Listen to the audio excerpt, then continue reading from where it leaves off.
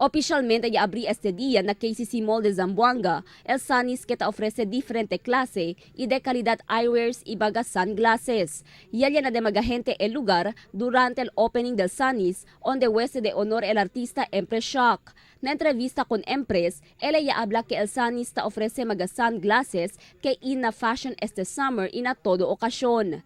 Siyempre, andito yung mga pinakabagong styles ng mga eyewear, eyeglasses, and siyempre, hindi pa uhuli ang Sunnies sa mga bagong fashion. And siyempre, I would like to invite all the Zamboangueños and Chabacanos, all my fellow Zamboangueños, Benny aquí na Sunnies de KCC Mall de Zamboanga.